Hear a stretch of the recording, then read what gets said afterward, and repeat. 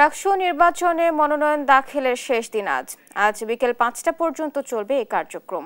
এ নিয়ে আরো জানাতে রাজশাহী বিশ্ববিদ্যালয় থেকে সরাসরি যুক্ত হচ্ছেন সহকর্মী কাজী শাহেদ।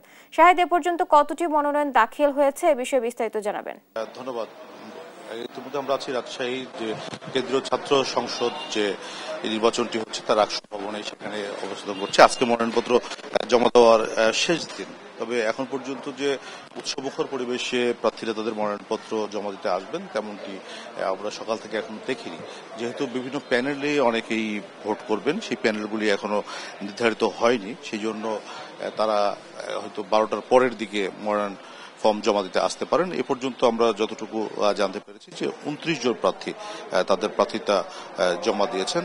যদিও কেন্দ্রীয় ছাত্র সংসদ এবং সিনেট প্রতিনিধি নির্বাচনে 479 জন প্রার্থী তাদের মনোনয়নপত্র উত্তোলন করেছেন। এছাড়া 17টি হল থেকে মনোনয়ন তুলেছেন 764 জন প্রার্থী।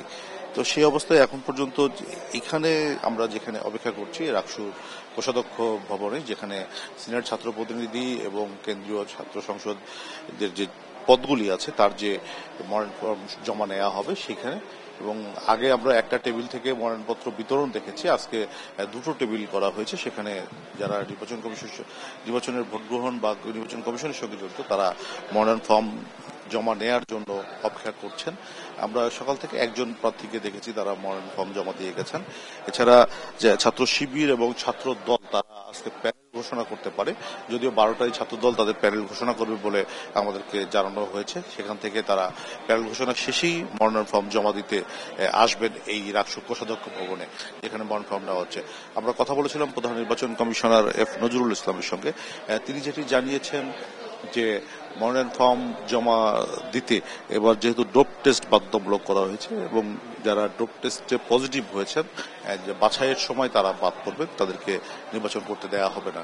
এছাড়া যাদের বিরুদ্ধে মামলা আছে তারাও নির্বাচন করতে পারবেন না, এমনটি তিনি জানিয়েছেন। আমরা এখন পর্যন্ত যতটুকু দেখছি রাকসুর এই কোষাধ্যক্ষ ভবনের কার্যালয়ে, সেখান থেকে যে উৎসবমুখর পরিবেশে যে নির্বাচন তার জন্য যে ধরনের প্রয়োজনীয় পদক্ষেপ নেওয়া দরকার বিশ্ববিদ্যালয় প্রশাসন সেটি গ্রহণ করেছে।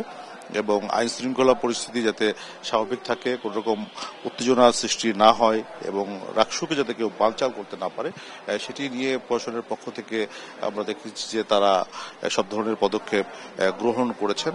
আমরা যদি একটু বলি যে 449টি যে মনোনয়ন ফর্ম সংগ্রহ করেছেন প্রার্থীরা, এর মধ্যে সিনেটের মনোনয়ন ফর্ম সংগ্রহ করেছেন 84 জন এবং রাকসুর 395টি, আর প্যানেল ভিত্তিক যারা মনোনয়ন তুলেছেন তারা হচ্ছেন 214 জন।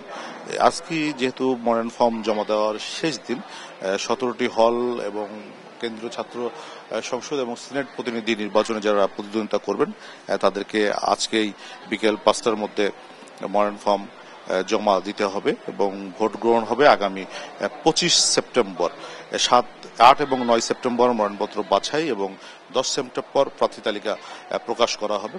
প্রার্থিতা প্রত্যাহার করা যাবে 13 সেপ্টেম্বর। এরপরই মূলত আসলে রাকসু নির্বাচনে যারা প্রার্থী হবেন তারা ভোট যুদ্ধে নামবেন এবং ভোটারদের কাছে ভোট প্রার্থনা করবেন। তো এই ছিল রাজশাহী থেকে রাকসু নির্বাচন নিয়ে আমার কাছে সর্বশেষ